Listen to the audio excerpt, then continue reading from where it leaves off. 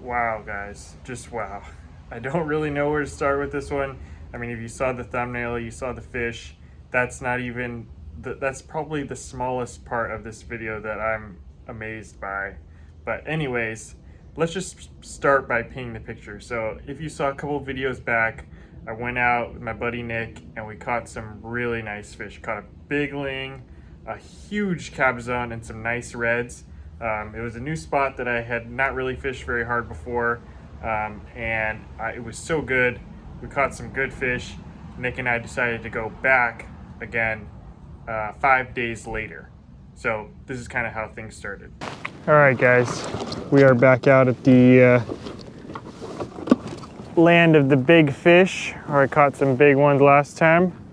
Nick caught some big ones. We're back, try and catch some even bigger ones today. I'm gonna start off using the same thing that was working so well for us last time, which is the live smelt. Got one tight on here, nice and lively. We're gonna drop it down right away.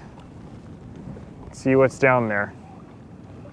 I got a feeling there's a big halibut out here somewhere, so I'm kind of looking for a halibut, but along the way, we may or may not find some other fish as well. So we'll see what today has in store. We're looking for big fish. So yeah, like I was saying, halibut was the target, and in my last video, I caught some really nice fish, but I didn't catch any halibut. Nick caught a halibut, and so that's kind of what I wanted to go back to target this time. And when I first started, I dropped some smelt in, like I was saying, and kind of drifted over a spot where I thought Nick had caught those halibut last time. So I drifted those around for about 30 minutes or so, got a really nice bite, which you see here. Set the hook, was on for a couple seconds, but right as you see, it just popped off, unfortunately. I don't know what it was. I think it felt like a halibut, I don't know, but whatever it was, it let go. I dropped my line back down, as you're seeing here. Just dropped it back down to the bottom, kind of drifted it right off the rocks or sand, whatever it was down there. Just drifted around for another 10 seconds or so, and then right then, I felt the weight again. Whatever, I don't know if it was the same fish or a different fish, but whatever it was, it hit it right on the drop there, felt the weight, just kind of waited for that fish to really get the bait this time, gave it a couple seconds, and then gave it a nice set. And this time, I hooked it. A little bit of background on this portion of the video, my microphone was not working, and I didn't know it at the time. I figured it out later. But so that's why there's no audio in this part, but I'll just kind of narrate this for you. This is kind of just sideshow, honestly, for the real part of this video. So anyways, I brought this one up. It came up, relatively eventful, and it was a nice halibut. I wasn't really sure at that point what it was, but obviously once you see it, it's a halibut. Gave it a nice shot with the gaff, put it on the stringer, and it turned out to be a nice 31-inch halibut. So yeah, I was feeling really good about this fish. Obviously 31 inches, not a huge fish. I wanted to get something in the 40-inch range, but 31-inch halibut, I mean, that's nothing to be ashamed about. That's probably a good 10-pounder, really nice eating fish, good fighter. I was happy to get the day started with that. No skunk. And, like I said, I was going for halibut, and that's kind of, it's nice when a plan works out. So I dropped it back down, another smelt, and literally within 5 minutes of me dropping it down, boom, had another bite. This time set the hook again, and it was on. This one didn't let go, and I was able to bring this guy all the way up. And again, at this time, I wasn't sure if it was a halibut or a smelt, or a halibut or a ling, but it did turn out to be a halibut. And right here, I'm just kind of looking at this, kind of evaluating. I didn't want to gaff it because it was a little bit smaller than the first one. And personally, I don't like to gaff a fish, and obviously I recommend that for everyone else. If you're not 100% sure that it's a keeper, I wouldn't gaff it. So I was kind of looking at it. I was pretty sure that it was a keeper. It looked to be like 24, something like that inches. And yeah, I was kind of just looking at it, evaluating the situation. Didn't want to pull the gaff out, so I thought, let's try something a little crazy. I'm going to try to tail grab this fish. And actually, I kind of got it on the first one there, but gave it a nice kick. Slipped out, and so that kind of went on a big run there, but I was able to bring it back up. Hook was able to stay in. It was hooked pretty good. Gave it another grab, and fortunately I dropped it again. So honestly, I wouldn't recommend this style of landing fish, you know, if you really want to land it, but it'll work. So on the third time, it was probably really tired by that point. I was able to grab him, didn't flop at all, and I was able to bring him in. So before I did anything, I wanted to measure and make sure he was keeper fish, because if not, I want to get him back in the water as quick as possible. And it taped out, turned out to be a 26 incher, so it was definitely a keeper. And like I said, I was pretty sure it was a keeper, but I wasn't 100% sure, so that's why I didn't want to gaff him. So I put him on the stringer, took care of him. You can see there's my two fish. The first one, 31 inches, like I said. The second one, about 26. But then when I was putting him on the stringer, I noticed something really interesting about this fish. I turned it around, and you can see right here, if you look closely, there's some big teeth marks in the bottom of that fish. And I don't know what it came from. It really looked like, to me, like it was either a seal, a shark, or possibly a gigantic lingcod. But I mean, it would have to be a huge lingcod, and I've never really seen lingcod like that before, or so I thought. So anyways, wasn't really sure what it was, but put it on the stringer and then dropped another smelt back down. This time, again, within like 2 minutes, it got hit. But this time, it wasn't a halibut. This time, it turned out to be a nice ling, as you can see here. And again, on this one, I'm pretty sure it was a keeper, probably 26, 24, 26. But like as you saw in my last video, plenty of lings already. So if I lose it, no big deal. Went to try and pull it in, and it spit the hook. So honestly, I wasn't too unhappy about that. It was a nice ling. Would have been a nice eater, but that's okay. Plus, I already had my two halibut. So at this point, I got my two halibut. I got a ling, a small one that I let go, and I kind of got enough fish for the day. So at this point, I'm going for it all. I'm going for a huge fish, whether it's halibut, ling, or whatever. You know, I just want to get something big. And I told Nick at this point, I wish I had the audio, but I don't. I told Nick I want 40 inches or bust. Doesn't matter if it's halibut or ling. Those kind of the two options that I was contemplating at that time. I just wanted it to be huge. And honestly, my expectations were pretty low at this point. I figured two halibut, that was going to be a good day. And this was just kind of like messing around, to be honest. But anyways, I put on this smelt. It was probably like a 14, I don't know, it was a big smelt, 14-inch smelt, something like that. And actually, it got hit maybe about 20 minutes later, but it didn't get hooked. I think it was a good size halibut, just from the way that the bait looked. But that was my only bait. I didn't have anything else left, and the smelt was still kind of half alive. It just got bit once. It wasn't like, you know, it didn't bleed out. It wasn't like it bit the whole half of the smelt off. The whole smelt was there. It just had some teeth marks on the side. So anyways, I dropped that back down, my half alive smelt, and that's when I realized that my audio wasn't working. So let me just give you an update. I'll let that footage roll on how the day is going. Alright guys, having some audio trouble here. Hopefully the voiceover not too bad, and hopefully this wind noise isn't too bad, but yeah, dealing with what we can. Just to update you, got my two lings, and we're looking for big fish now. So I put a big bait on here. I got big smelt on the line, whether it be big halibut, big ling, whatever it is, I want it to be big. So anyways, that's where we're at now. Sorry about this audio trouble. I don't know what the problem is here. At that point, I'm using my backup mic, which doesn't shield or doesn't eliminate the wind noise as well as my primary mic does, so that was really unfortunate. But like you said, we're hunting for big fish now. Hopes are somewhat low, but optimistic because the place we're in has big fish. So I drifted around for another maybe 10 to 15 minutes. I was kind of just drifting with Nick because I wanted Nick to catch some fish. He had a nice worm actually at that time, but he didn't have any lingcod, I think, at that point. So I was kind of just drifting around with him, and we're drifting over this reef that I had drifted last time, the same reef, similar area. So, and then eventually I'm gonna let this clip just roll on its own. The wind noise is there, and I apologize for that, but I kind of just want you guys to see what all went down.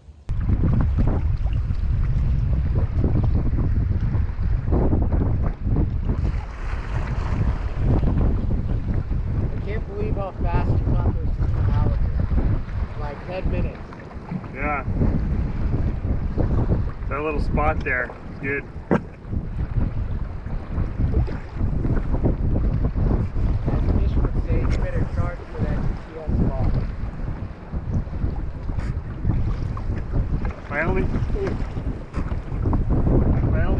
that you helped me carry my kayak up. Oh, and Oh, that's watch nice. me catch this fish. That's nice. That's nice. Oh yeah. Oh yeah. That's nice. That's on my big smelt too. Oh yeah. Oh yeah. Some days it's just your day. Some days it's just your day. Oh no, let's see. Not sure what this is.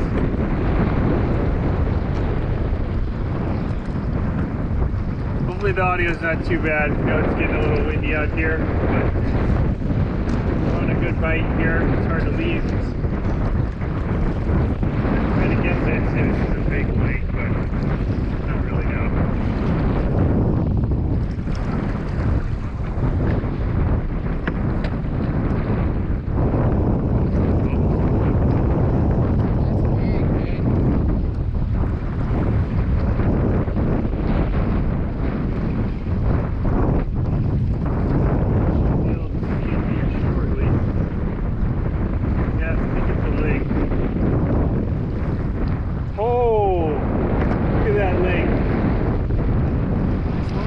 Yeah, you're about to run it over. Might get some good footage there. There he goes. Man. Inches? Yeah, I think so.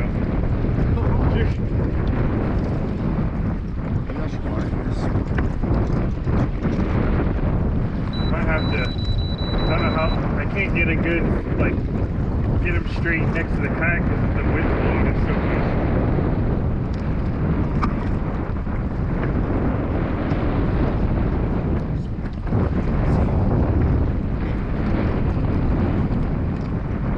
Yeah, he really went for it there. 80 feet of line, just like that. Try to bring him as close to me as possible. Oh, they're probably on my line. Oh, yeah, yeah. You are? It's okay, go ahead, bring it up. Probably just wrap it around. Excellent. Try to bring him as close to me as possible. Didn't like that one trip to the surface. It seems going 90, down. 100. But it's at an angle, so we're only in 60 feet of water.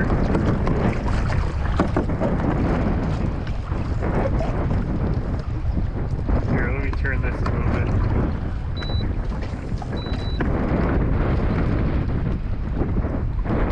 Wow, guys. Oh, man. Adam is just, this is his new home port. This is my new favorite place. I told you I was putting on that big bait because I didn't want to mess around with any small fish, and I definitely hooked into a good sized fish here. I think it's bigger than the ling I had last time. Yeah, I could tell from that hook set, man. It didn't go anywhere. Oh man. This guy's gonna be nice and tired by the time See, it's all close. said and done. We're at 15 feet right now.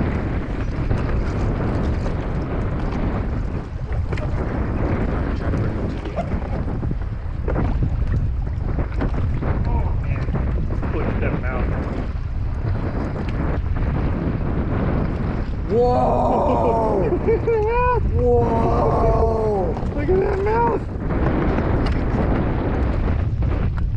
Bring him closer to me. Alright, I'll try. Oh, he's really hooked good. The only thing I'm worried about is the teeth.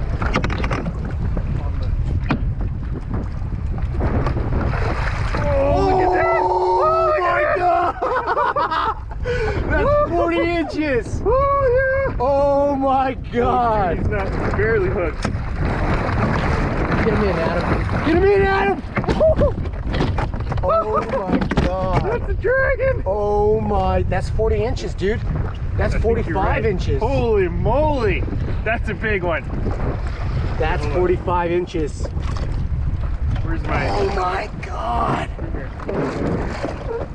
Holy moly, look at the head on that. It's barely hooked up. Oh my God, look at all that blood. Dude, that's way bigger. That's way bigger. Yeah, it's way bigger. Oh my Look, God, I've look, never, the hook just came out. I've never seen one that big. I told you there's a big one out here. Oh my God. Look at this. Oh shit. Dude, hey, that's a, This is a What is lifetime fish. Oh. no, that's a hard bucket list to hit. That 40-inch lingcod. Break my kayak. That 40-inch. Adam was just talking about how his whole entire life he's been fishing and never caught a 40-incher.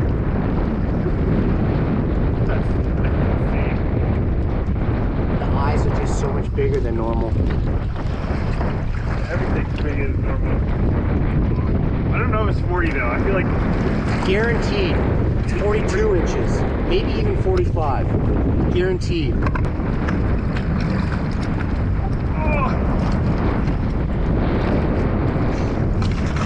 yeah, it's around 40.